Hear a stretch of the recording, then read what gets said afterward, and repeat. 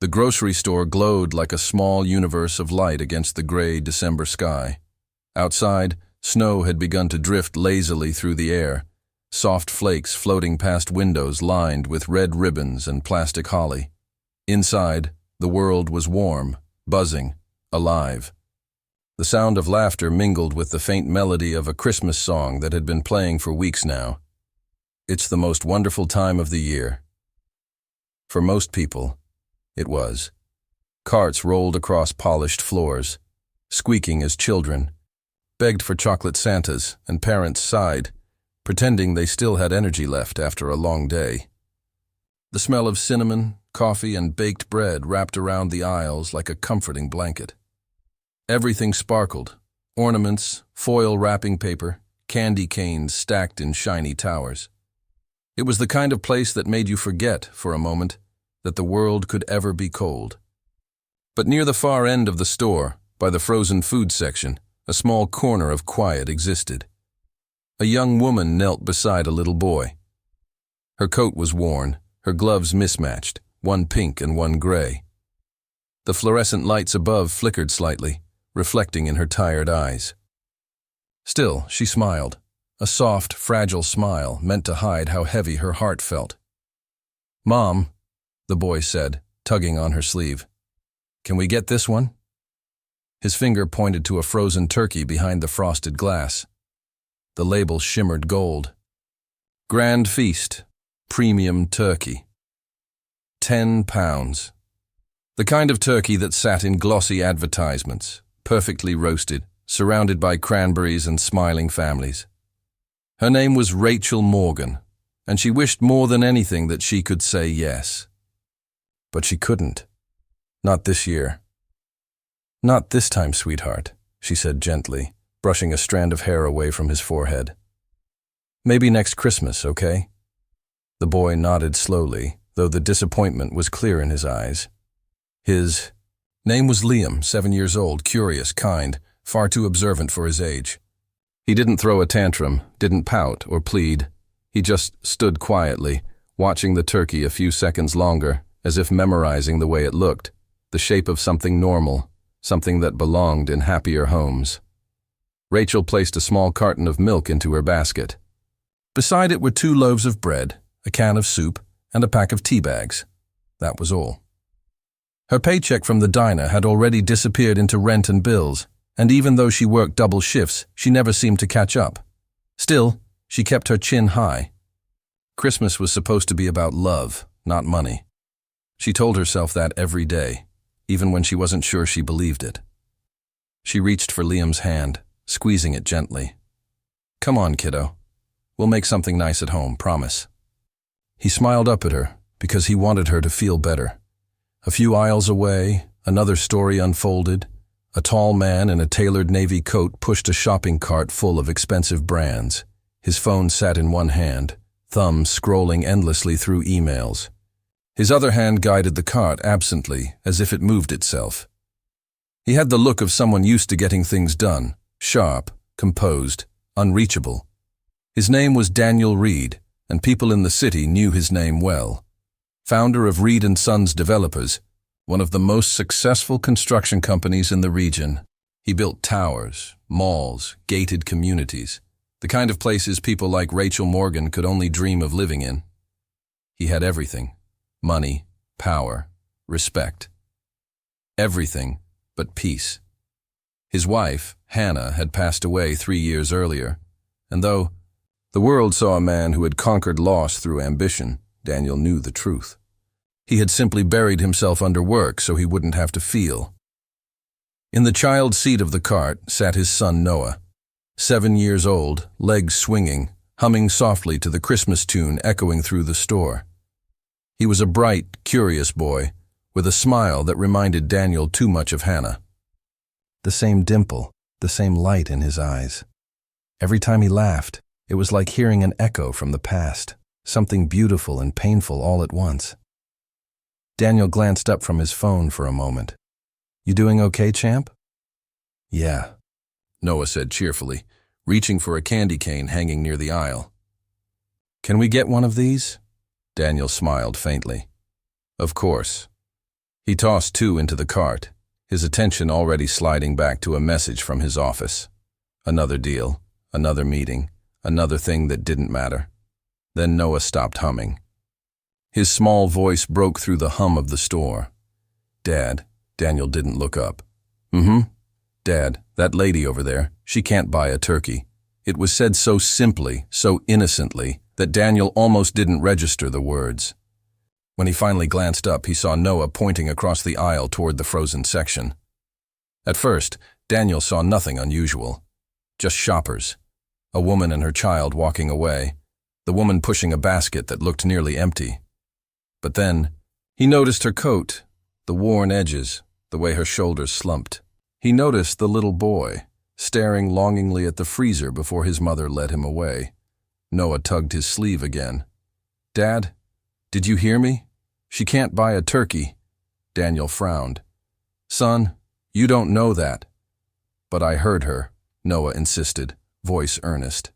She told him, "Maybe next Christmas." She sounded sad. Daniel sighed softly, setting his phone aside for the first time that evening. "Sometimes people just go through hard times, buddy. We can't help everyone." Noah looked up at him with a seriousness rare for his age. "But you always say Christmas is about helping people. Mommy used to say that too, remember?"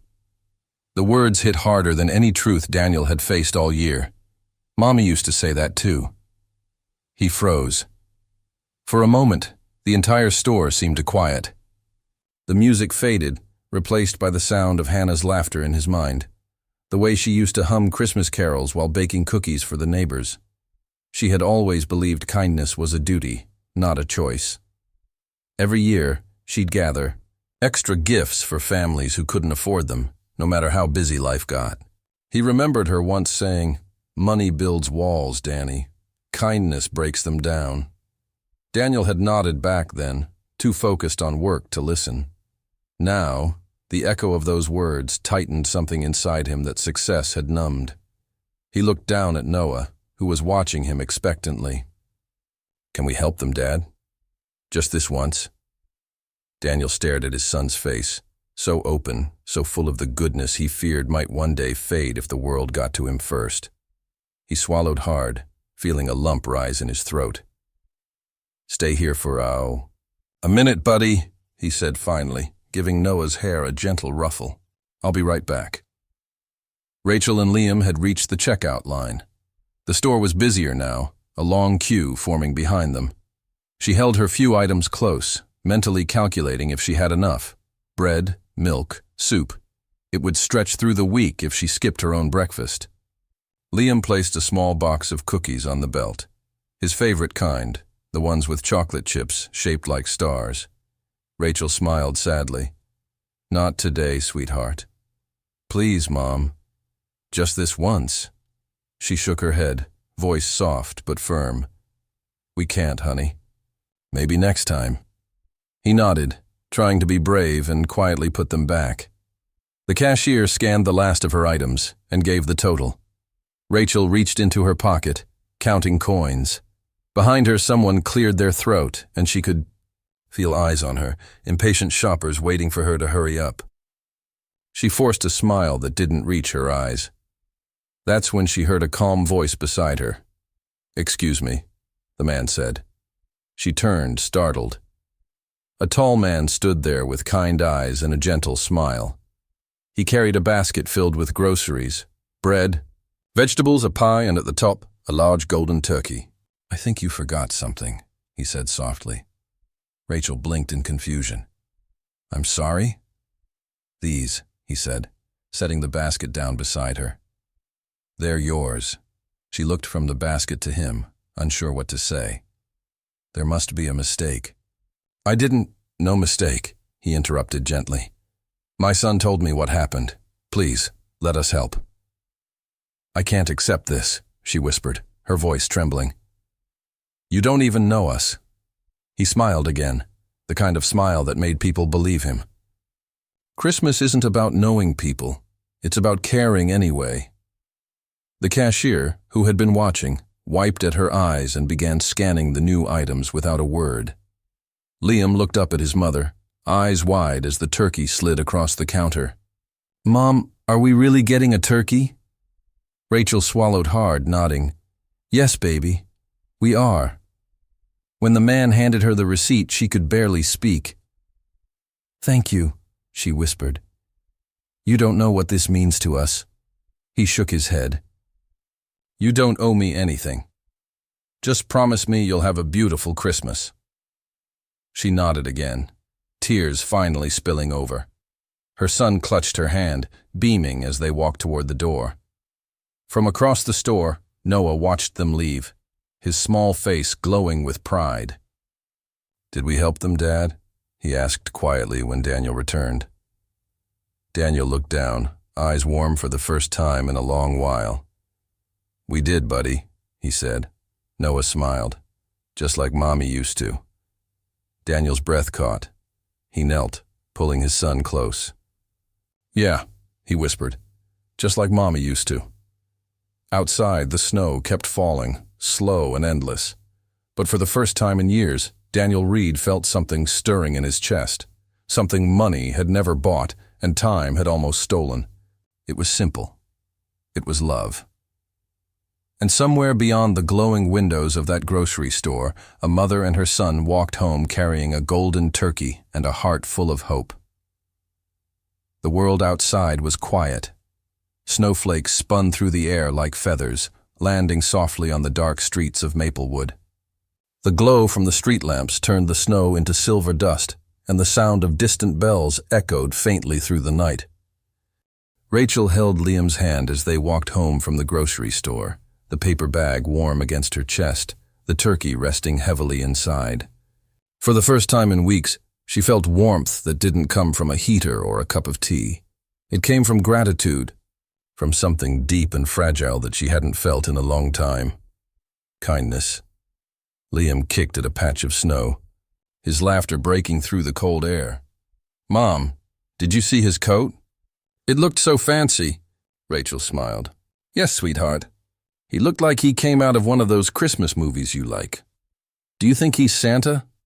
Liam asked seriously, eyes big and hopeful. Rachel laughed softly, her breath turning to mist. "Maybe he's one of Santa's helpers." Liam grinned and nodded, satisfied with that answer. He didn't understand the depth of what had happened, how rare it was for a stranger to care that much, but Rachel did. And as they turned down the narrow lane toward their small apartment, she whispered under her breath, "Thank you, whoever you are." Inside their building, the warmth of the hallway greeted them. It wasn't much, paint peeling, lights flickering, but it was home. She set the groceries on the kitchen counter, looking around at the space she'd struggled so hard to hold on to. A tiny table, a single couch, a window that faced an alley. But tonight, it felt like a palace. Liam climbed onto a chair and peeked into the bag. "Can we cook it now, Mom?" "Please," Rachel chuckled. "We'll cook it tomorrow. It has to thaw first, but tomorrow's Christmas Eve," he exclaimed. "Exactly," she said with a wink. "We'll have a feast tomorrow night." He squealed with excitement and ran off to his room, humming a Christmas tune. Rachel stood there for a moment, watching him disappear down the hall. Then she looked at the turkey again and felt her throat tighten. It wasn't just food. It was proof that goodness still existed, that maybe the world hadn't forgotten her after all.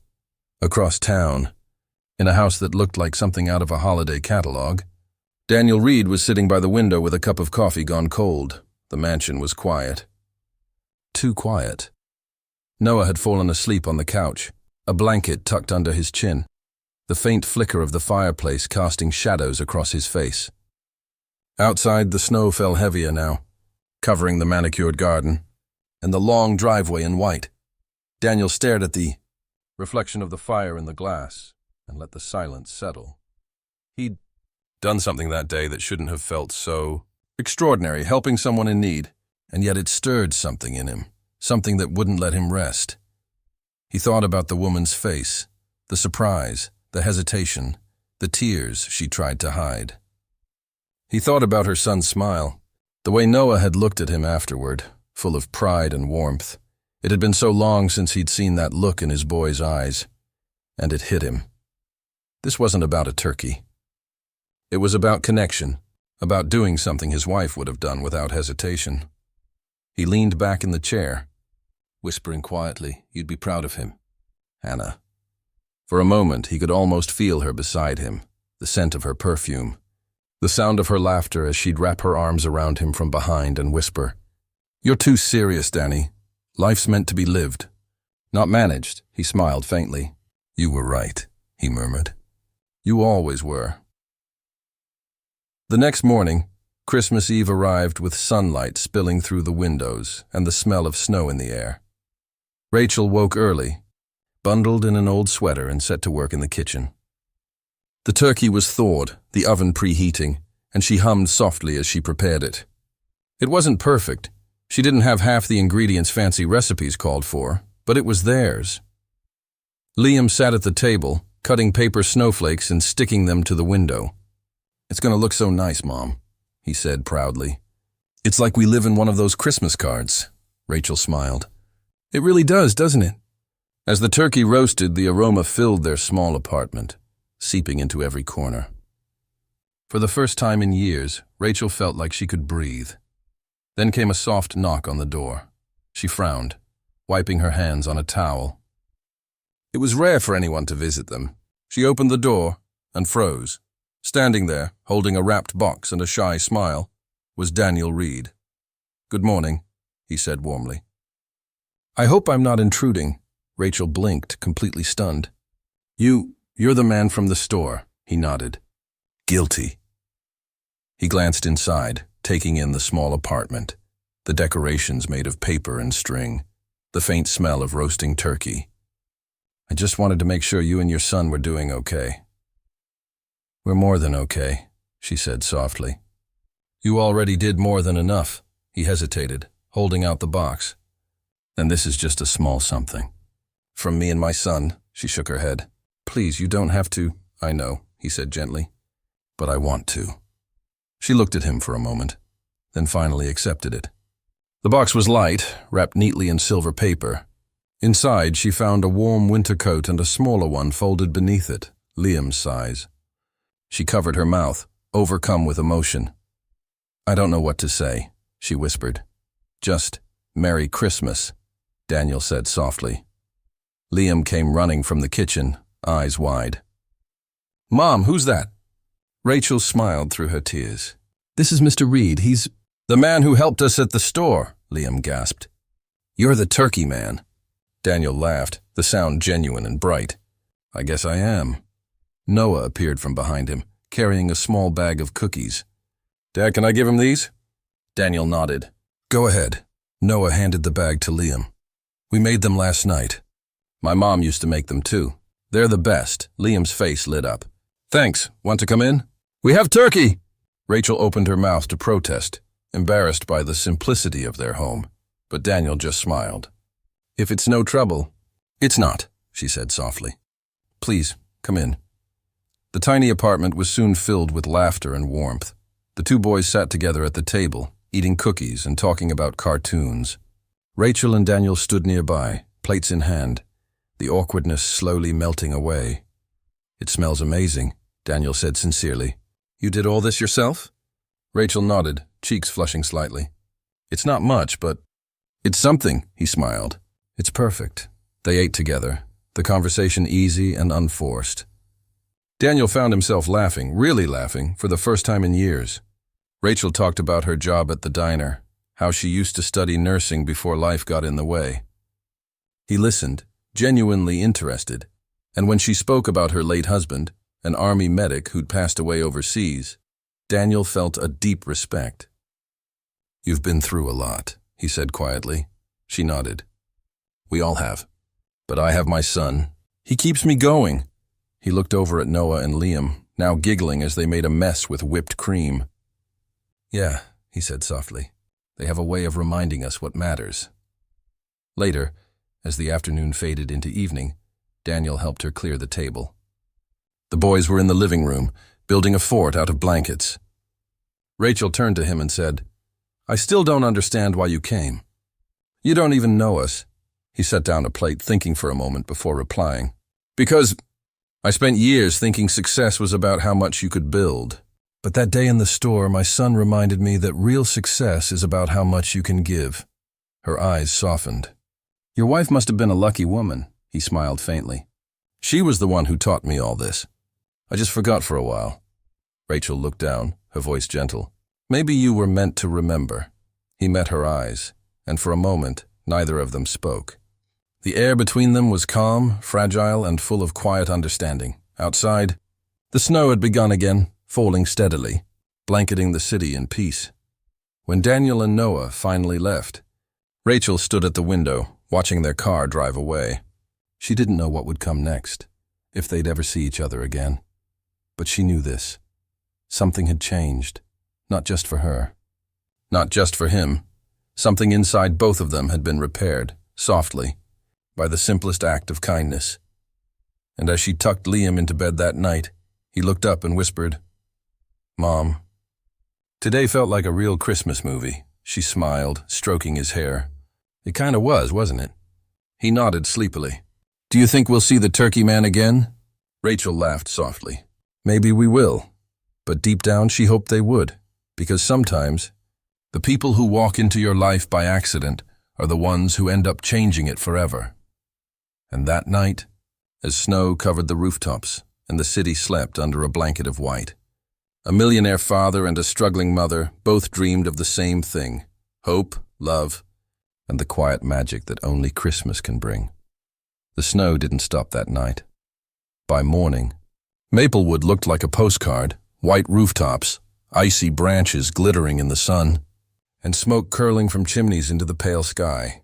The whole town moved slower, quieter, as if the world had taken a deep breath. Rachel woke up to the sound of laughter. For a split second she thought she was dreaming. Then she realized it was Liam. Her son was in the kitchen, wearing his new winter coat and pretending to be a chef. "Mom, you have to try my secret recipe," he said proudly, holding up a bowl of cereal with 2 marshmallows floating in it. Rachel laughed, shaking her head. "That's quite the gourmet meal, Chef Liam." He grinned, his cheeks pink from the cold. "We should make breakfast for Mr. Reed and Noah if they come again." Rachel paused, her smile fading slightly. "Honey, they were just visiting yesterday. They probably have their own plans today." Liam's face fell. "But he said Merry Christmas." "Doesn't that mean we see them again?" Rachel's heart squeezed. To a child, kindness always felt permanent. To an adult, it was fleeting, a moment to hold on to before life returned to its usual rhythm. She brushed a strand of hair from his face. "Maybe someday, sweetheart. You never know." Across town, Daniel Reed sat at his desk, staring blankly at a stack of unopened emails. His office overlooked the snowy cityscape, glass walls stretching from floor to ceiling. Normally, this was where he felt in control. The view of his company's projects, buildings, bridges, progress, used to fill him with pride. But today, all he could think about was the small apartment with paper snowflakes taped to the window. He could still hear Rachel's voice, the soft lilt when she spoke about hope, even after everything she'd lost. He could still see Liam's face, lighting up as Noah handed him those cookies. Something about that family had struck a chord deep within him, a sense of belonging he hadn't felt in years. Noah padded into the room, wearing pajamas with cartoon reindeer. "Dad, are we going back today?"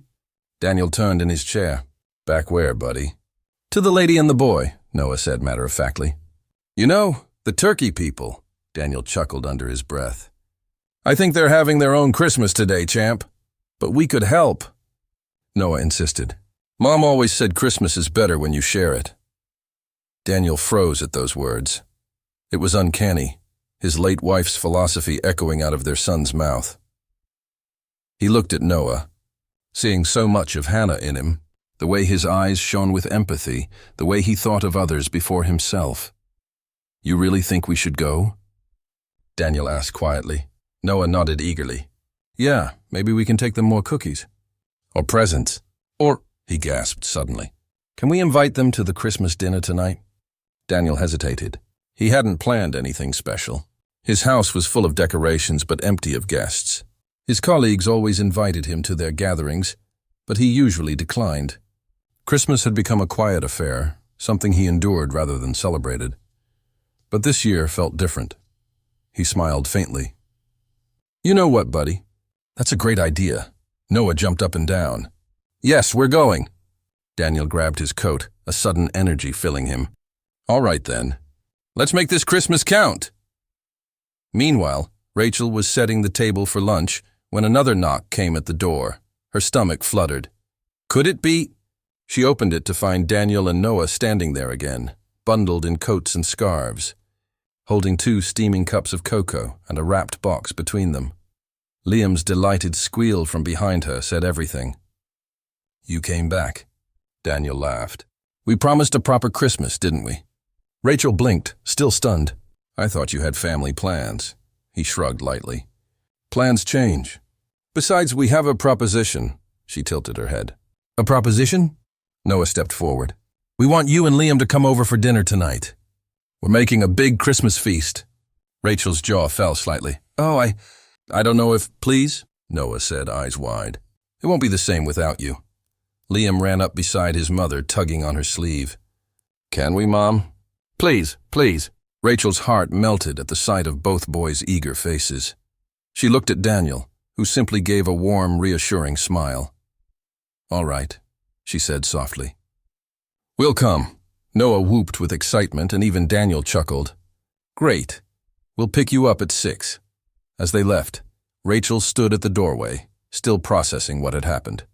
She hadn't been invited anywhere in years, not since her husband died, not since she'd started working double shifts.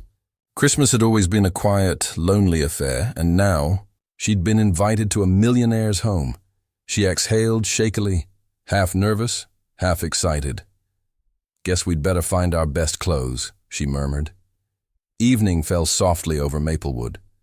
The snow glittered under streetlights, and the faint sound of carolers drifted through the air. When Daniel's black SUV pulled up outside Rachel's building, she felt her pulse quicken. Liam wore his new coat and scarf, eyes wide with wonder as he climbed in beside Noah. Daniel glanced at Rachel as she buckled in, smiling. You look lovely. Her cheeks warmed. Thank you. It's been a while since anyone said that.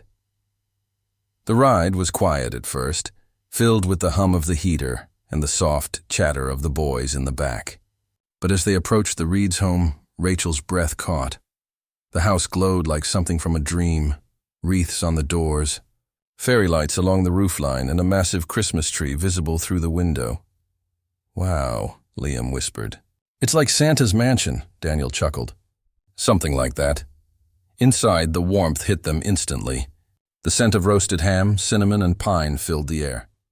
The tree sparkled with gold ornaments, and a crackling fire cast an amber glow across the living room. Rachel looked around, stunned by the beauty of it all. It's incredible, Daniel smiled modestly. Thank you. But tonight it's home for all of us. Noah grabbed Liam's hand. Come on, I'll show you the tree. The 2 boys ran off, leaving the adults standing in the doorway. Rachel turned to Daniel, her eyes shining softly. You didn't have to do this. He met her gaze. Maybe not, but I wanted to. Dinner was like something out of a memory Rachel hadn't let herself touch in years. The table was covered with food, mashed potatoes, honeyed carrots, cranberry sauce, pies of every kind.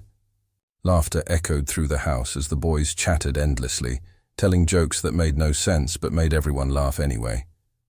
For the first time, Rachel wasn't counting coins or worrying about bills. She was simply present. At one point, she looked across the table at Daniel, who was helping Noah pour cider, and something inside her softened. He wasn't the cold, untouchable businessman she'd imagined. He was kind, grounded, and just a little lonely. When he caught her looking, he smiled faintly. What? She shook her head, smiling back. Nothing, just thank you. For what? For reminding me what Christmas feels like. He looked down for a moment, the firelight catching in his eyes. Funny, he said quietly.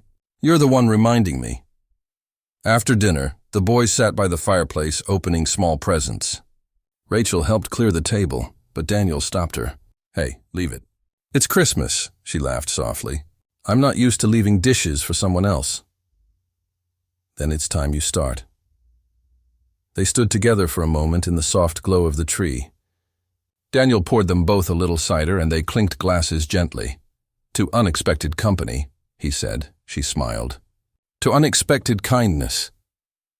Outside, snow began to fall again, coating the world in quiet peace. And for a moment everything, grief, struggle, loneliness, faded into the background. There was only warmth, only connection. Later, as Rachel and Liam prepared to leave, Noah begged, "Can they stay for the movie, Dad?" "Please?" Daniel hesitated, glancing at Rachel. She smiled softly. "It's getting late." "Maybe another time. Promise?" Noah said. She crouched down, meeting his eyes. "Promise." Liam gave Noah a quick hug. "Best Christmas ever." As they stepped outside, the snowflakes danced under the porch lights. Daniel walked them to the car, his breath fogging in the cold. "Thank you for coming," he said quietly. "You made this place feel alive again." Rachel met his gaze. "You gave us a Christmas we'll never forget." They stood there for a moment, the world hushed around them, until she finally smiled and whispered, "Merry Christmas, Daniel." He returned the smile, soft and genuine. "Merry Christmas, Rachel." As he watched her car disappear into the snow, Daniel felt something shift inside him, a quiet peace he hadn't known he'd been missing. And somewhere in the distance, the faint echo of bells rang out over Maplewood, carrying with them the promise of something new, something hopeful. Something that neither of them had expected to find. Soft Christmas music plays over the store speakers.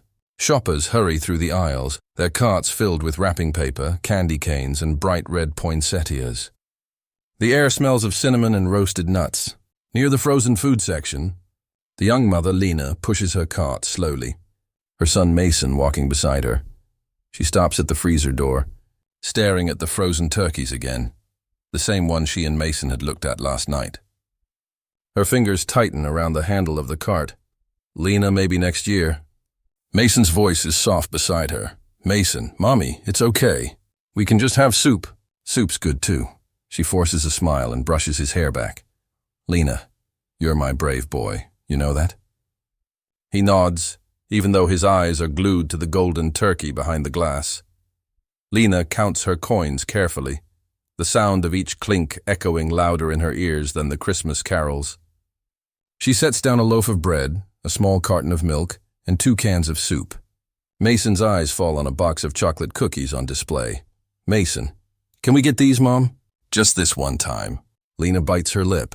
Her throat tightens as she checks her remaining coins. The math doesn't work. "Lena, maybe next time, sweetheart." She sets the cookies aside, trying to smile. Ethan loads groceries into their cart. Expensive cheeses, imported coffee, wine. Oliver watches the woman quietly, his small hands gripping the cart handle. Oliver. "Dad, that lady. She can't buy the turkey." Ethan looks up from his phone, distracted. "Ethan, Oliver. "She wanted to, but she couldn't." The boy looked sad. Ethan sighs, placing his phone down. "Ethan, son, sometimes people go through tough times." "We can't help everyone." Oliver looks up at him, frowning. "Oliver. But you always say Christmas is about helping people." "You said Mommy liked that." That one line stops Ethan cold. The mention of his late wife, Grace, hits a place deep inside him that's still raw. He sees her face in his mind, the warm smile, the way she'd fill their house with laughter and light every December. She used to say, "Kindness doesn't need a reason, Ethan, just a heart." He blinks, his chest tightening. Ethan looks back at the woman in line. She's apologizing to the cashier, handing over coins with shaking hands. Mason clutches her coat sleeve. Ethan takes a slow breath. "Ethan," softly. "Stay here for a minute, champ." "I'll be right back." He walks off toward the frozen section, grabs the biggest turkey he can find, then sweeps through aisles. Stuffing, potatoes, pie, hot cocoa, even a few toys. He fills the cart until it overflows. When he returns to the checkout, Lena is just finishing paying. She looks tired, relieved to be done. Ethan steps forward. "Ethan. Excuse me, miss. You forgot something." Lena looks up, startled. "Lena, I'm sorry?" He gently sets the turkey and the rest of the groceries on the counter. "Ethan, these are yours. Merry Christmas." Her mouth falls open. Lena, I think you've made a mistake. Ethan, no mistake. My son told me what happened. Please, let us help. Her eyes fill instantly. She looks down, biting her lip as tears threaten to fall. Lena, sir, I can't accept this. You don't even know us. Ethan, you don't have to. Just promise me you'll have a wonderful Christmas with your boy. That's all I want. The cashier, now beaming, begins bagging the groceries. Mason's face lights up. His small hands grip the turkey like it's made of gold. Mason, Mom, we can have turkey. Lena nods weakly, her voice trembling. Lena, thank you. Thank you so much. You don't know what this means to us. Ethan smiles and nods once. Ethan, Merry Christmas. Oliver skips beside him, humming to the tune of Silent Night. Oliver, did you help them, Dad? Ethan, we did, buddy. We did, Oliver grins, eyes shining, Oliver. Just like Mommy used to. Ethan stops, the words sinking in. He kneels, placing his hands on his son's shoulders. Ethan. Yeah, just like Mommy used to. He hugs Oliver tightly. The snow outside glows under the streetlights, and for the first time in a long while, Ethan feels something he hasn't felt since Grace's passing. Peace. The mansion is quiet. Golden lights flicker along the staircase. Oliver is asleep upstairs, surrounded by wrapping paper and small toy cars. Ethan stands by the window, a glass of wine untouched in his hand.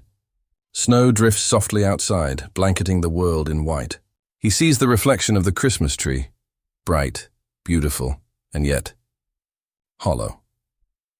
Grace's voice echoes in his mind again. Kindness doesn't end when the cookies run out. It begins when you share your last one. He exhales slowly, Ethan, to himself. Maybe it's time to do more. Ethan sits in his study, laptop open, phone pressed to his ear. Ethan, yes, cancel all my meetings for the week. We're going to do something different this Christmas. His assistant hesitates. Assistant different, sir. Ethan, yes, I want to find families who are struggling, single parents, people who've lost jobs. We're going to help them, quietly. No cameras, no headlines, just kindness. It's a small, weathered building on the edge of town. Snow piles up against the steps. Inside, the lights glow warm and soft. Lena opens the door to find a box sitting there. No note, just a label that says Merry Christmas. She opens it slowly. Inside are wrapped gifts, a small Christmas tree with ornaments, warm blankets, and a note in neat handwriting. For the woman who reminded me what Christmas means. Hey, Blake. Her hand flies to her mouth as tears fall freely. Mason rushes to the box, eyes wide. Mason, Mom, there's a truck and a train set. Lena laughs through her tears, pulling him close. Lena, looks like Santa didn't forget us after all. He doesn't knock. He doesn't want credit. He just watches as the boy jumps and dances with excitement while his mother decorates the tiny tree. Oliver sits beside him in the back seat, holding a cup of cocoa. Oliver, are they happy now, Dad? Ethan nods, eyes misty. Ethan, yeah, buddy, they are. Oliver smiles. Oliver, then Mommy would be happy too. Ethan turns to look at his son, heart full. The snow falls heavier now, but it feels lighter somehow. Ethan, yeah, she would. He starts the car, but before driving off, he takes one last look at the glowing window. A mother and child laughing beside a small, sparkling tree. And for the first time in years, Ethan smiles with real warmth. That Christmas, Ethan Blake, the man who once thought success was measured in numbers and walls, learned that the greatest wealth lies not in what you own, but in what you give.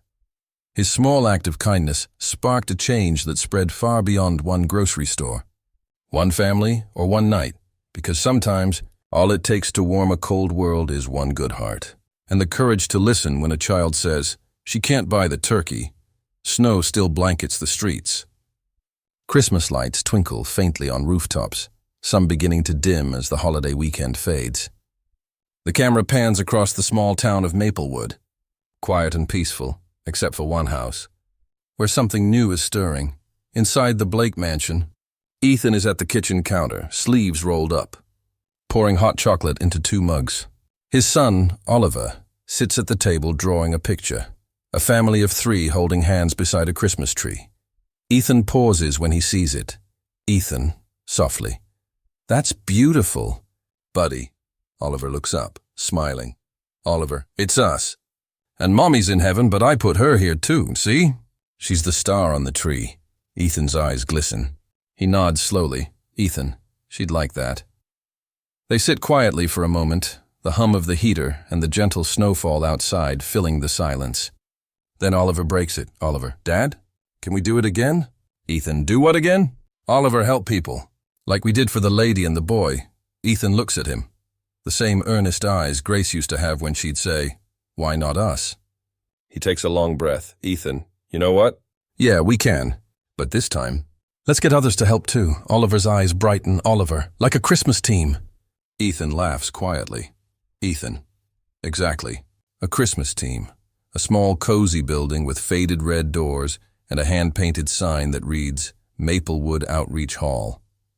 Inside, volunteers are stacking boxes of food from holiday donations. Ethan walks in wearing a wool coat and scarf, a hesitant smile on his face. Some of the volunteers recognize him immediately. After all, he's Ethan Blake, the construction tycoon whose company employs half the town. Volunteer 1 eyes that. Mr. Blake? Volunteer 2, what's he doing here? Ethan clears his throat and walks up to the organizer, Mrs. Jensen, a kind woman in her 60s with laugh lines and a clipboard. Ethan, good morning. I was wondering if you could use an extra pair of hands, and maybe some funds to expand what you're doing here. Mrs. Jensen blinks, surprised. Mrs. Jensen, we always need help, Mr. Blake, but... You mean to volunteer? Ethan, yes, ma'am. Volunteer now and invest. I want to make sure no family in Maplewood spends another Christmas worrying about dinner or rent. The room falls silent. Then Mrs. Jensen smiles warmly, her eyes misting over. Mrs. Jensen, well, that's the best late Christmas gift we could ask for. Lena hums softly as she folds Mason's clothes. There's warmth in her tiny home now, thanks to the heater Ethan had anonymously paid for. On the table sits the small Christmas tree from the mystery box, still twinkling. A knock sounds at the door. She opens it to find a young woman holding a clipboard and smiling. Volunteer. Hi, I'm from the Maplewood Giving Project. We're doing free meal deliveries for families this week. Can we drop one off for you and your son? Lena's eyes widen. Lena, I didn't apply for anything. Volunteer, someone put your name down. Said you deserved a little extra joy. Lena's lips part in surprise, but she nods slowly, accepting the warm food container. She glances around and across the street, though she doesn't see him. Ethan sits in his car again, watching quietly. The evening anchor smiles as she reads from her script. Anchor. And in Maplewood this week, something extraordinary is happening. A mysterious Christmas giving project has swept through the town, delivering meals, gifts, and hope to over 100 families. Co-anchor. It started with one man's anonymous donation and has now become a community-wide effort. In a season often defined by shopping, Maplewood has chosen sharing, cut to clips of smiling families opening doors, volunteers singing carols, and Oliver handing a small teddy bear to a shy little girl. Ethan sits at his desk, scrolling through photos of the event that someone sent him. His phone rings. It's his assistant. Assistant, sir, the mayor wants to meet with you. Apparently the whole town's talking about this project. Ethan and I didn't do it for attention. Assistant. I know, sir. But it's spreading. Other towns want to start their own versions. They're calling it the Blake Christmas Movement. Ethan pauses, taken aback. He looks out the window at the falling snow. Ethan Grace. You'd love this. The mayor, a cheerful man with a booming voice, shakes Ethan's hand. Mayor, Mr. Blake, what you've done here is remarkable. We'd like to partner with you, expand this project beyond Christmas. Maybe a food bank, year-round assistance, scholarship programs. Ethan looks thoughtful. Ethan, that sounds perfect. But only if we name it something else. It's not about me, Mayor. Then what should we call it? Ethan smiles. Ethan, Grace's table. The mayor nods slowly, emotion flickering across his face. Mayor, after your wife? Ethan, after what she stood for. Compassion, community, and heart. The sun sets behind them as children laugh nearby. Lena wipes her hands on her jeans, smiling shyly. Lena, I don't think you realize what you started, Mr. Blake. You didn't just help me. You helped this whole town. Ethan smiles modestly. Ethan, all I did was buy a turkey. She laughs softly. Lena, maybe. But sometimes one small act can feed more hearts than you think. He looks at her. Her eyes are steady now, filled with quiet strength. He nods. Ethan, Grace used to say that. Kindness multiplies. Guess she was right again. A soft breeze passes between them, carrying the laughter of their sons. The two boys race across the grass. Pretending their soccer ball is a snowball bomb, their laughter fills the air. Oliver, hey Mason, next Christmas we can help too. We can give toys to everyone. Mason, yeah. We'll be Santa's helpers. They both collapse into giggles as the ball rolls toward Ethan and Lena. The two adults share a glance, a mixture of pride and something unspoken, something warm. Ethan stands by the window again, but this time, the lights outside are brighter because they shine from Grace's table. The community center glows in the distance like a beacon. He holds a photo of Grace and whispers softly, Ethan. You see, love? They remembered what you taught me. The town did too. Oliver runs into the room holding a handmade card. Oliver, Dad! Look what I made for Mom's star. Ethan kneels and opens it. It's a drawing of a giant table surrounded by people. Families, kids, laughter. Above it, a big golden star with Mom written in it. He smiles through his tears. Ethan, that's perfect, son. Just perfect. They walk to the big Christmas tree in their living room. Even though it's July, the star still sits at the top. Oliver carefully tapes the card under it. That year, Maplewood learned that kindness isn't a season, it's a ripple. What started as one small act, a turkey, a smile, a Merry Christmas, became a wave that changed an entire town. Ethan Blake gave his wealth. His son gave his heart, and together they reminded everyone that miracles don't always come from heaven. Sometimes they come from listening. Snow drifts down again over Maplewood exactly 1 year after everything changed. The town glows brighter this Christmas. Garlands wrap every lamppost, laughter spills from cafes, and the air smells of roasted chestnuts and cinnamon. At the center of town stands Grace's table, its new brick walls trimmed in golden lights. Inside, volunteers decorate long tables with candles and wreaths. A sign near the door reads, 1 year of grace. Thank you, Maplewood. Ethan wakes before dawn. The mansion feels warmer now. Framed photos of community events line the hallway. Smiling families, children with gift boxes. Oliver beside Mason holding a thank you banner. He brews coffee, glances toward the living room window, and watches the gentle snowfall. Ethan hard to believe it's been a year. Oliver pads in. Wrapped in a blanket cape, Oliver. Dad, are we going early today? Mrs. Jensen said we get to hand out the pies. Ethan, we're going early. But only after breakfast, Captain Blanket. They laugh.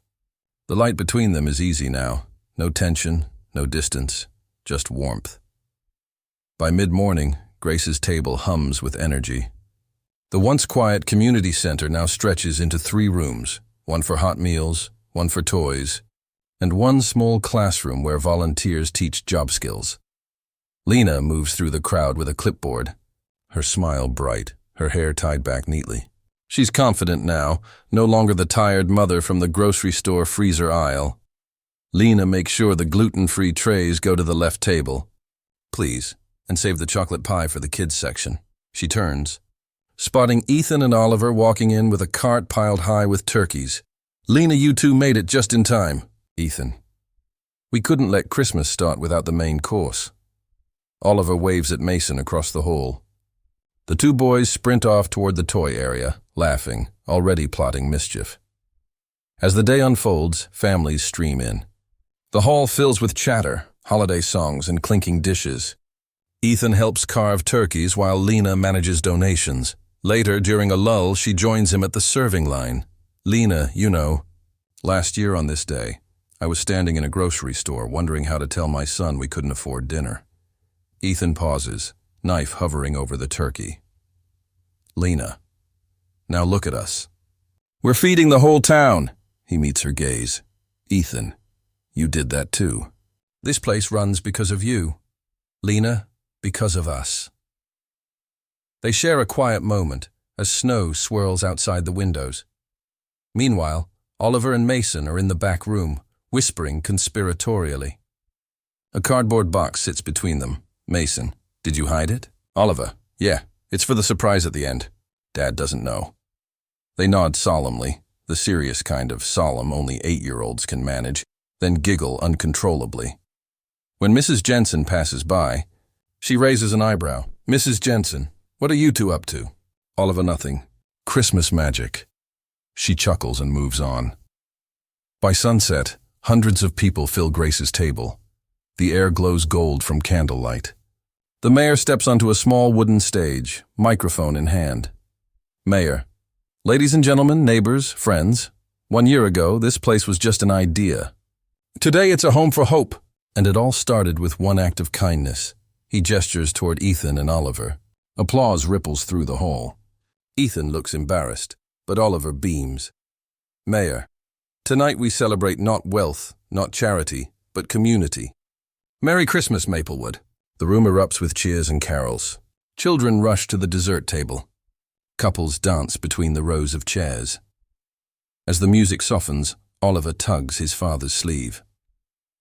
Oliver, Dad, can I do the thing now? Ethan, what thing?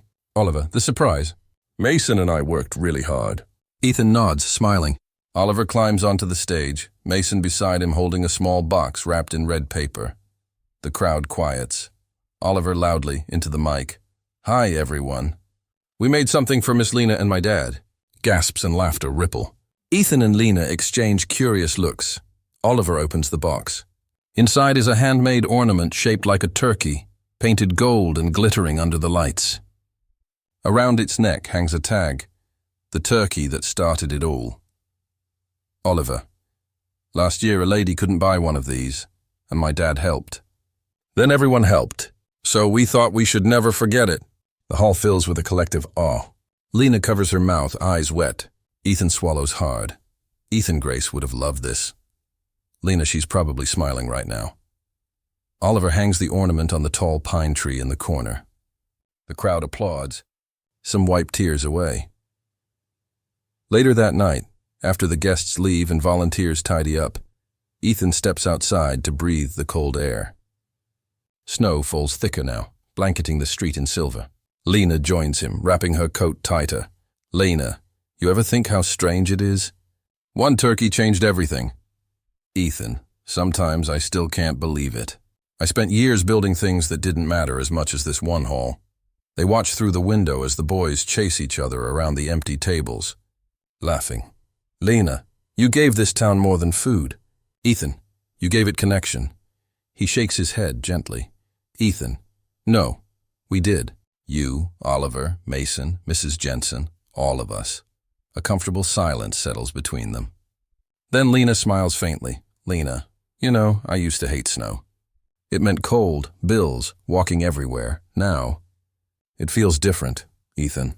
That's because this year, it's falling on hope.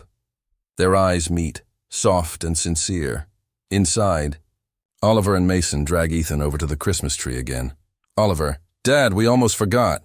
We need to put Mom's star up. From a small velvet box, Oliver pulls out a golden star ornament with the word Grace etched on it. The hall grows quiet as people notice. Even the volunteers stop sweeping. Ethan lifts Oliver so he can reach the top of the tree. Together they place the star, and for a moment, the lights seem to glow brighter, soft halos reflecting off tears and smiles alike. Ethan, Merry Christmas. Grace, Mrs. Jensen claps her hands. Mrs. Jensen, all right, everyone. Before we go, one last toast to a year of Grace's table and to the hearts that made it possible. Everyone raises cocoa mugs and paper cups, crowd to Grace's table. Laughter and cheer fill the hall again. Much later, after cleaning up, Ethan and Oliver walk home together. The streets are quiet, moonlight glinting off the snow. Oliver, Dad, do you think Mommy saw everything tonight? Ethan, I know she did. And I think she's proud of you, Oliver, of us, Ethan nods. They walk a few more steps before Oliver speaks again. Oliver, can we do it again next year? Ethan, we'll do it every year, buddy. Every single one.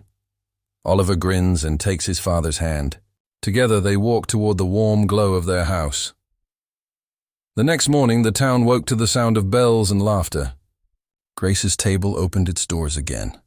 And people came not just for food, but for company, for comfort, for the feeling of belonging. In 1 year, Maplewood had changed, not because of money or fame, but because one father listened to his son's small voice in a grocery store. One turkey became a feast. One act became a movement, and in the heart of winter, love found its way home.